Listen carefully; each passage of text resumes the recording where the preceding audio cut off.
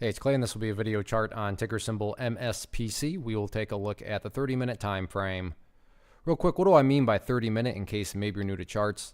Instead of each one of these candlesticks here representing 1 day's worth of price action, which is what you would normally see, each one represents 30 minutes. So while this here may look like several days worth of time, it's actually just today's price action broken down into 30-minute time slices. I like you this time frame. I think does a good job of telling the quote-unquote story of the price, and then makes mapping out levels of support and resistance a bit easier to see. I did this analysis yesterday, so that's where these red and green line annotations are coming from. But after today's very nice move, there's definitely some updates here that need to be made. First thing I'm going to do is just some house cleaning, get rid of a couple of these lines. Sure, these lines still pertain to the chart, but from a presentation standpoint, I don't want to risk causing confusion because there's clutter with lines all over the place. So I want to just try to keep this as clean as possible.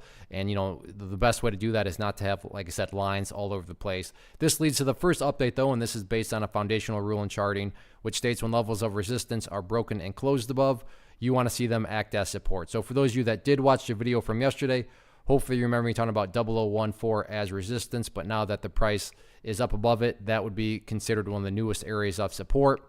Ideal level of support, meaning if the price can somehow stay above this area up here at 0017, that would be a massive sign of power. But don't get me wrong, if the price falls below 0017, I am not saying that the chart's totally ruined or anything like that. I'm just saying if that the price can somehow manage to stay above there, that would be a huge sign of power. Taking a step back and looking at all this from the grand scheme of things perspective, that is where the purple line comes into play, that famous 50-period simple moving average. Keyword being moving. As time goes by, this purple line is going to move itself higher and higher. So from the grand scheme of things perspective, if you're saying, hey, Clay, how do I gauge the overall health?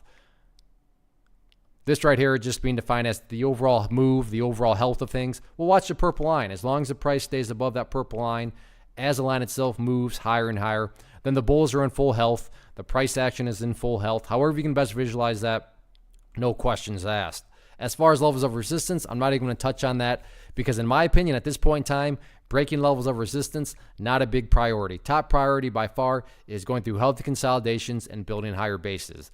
You know, for the longer time holders, they just witnessed the effects of a healthy consolidation. Sure, the price pulled back here, but all in all, it built a higher base. It stayed above the purple line, and now they are witnessing the results of a healthy consolidation. So point being, just build higher bases over time and then sit back and let the chart do its thing.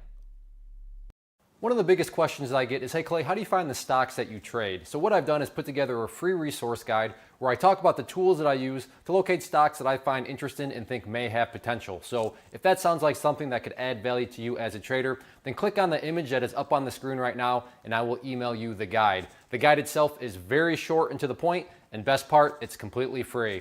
Thanks for watching the video. Let me know if you have any questions.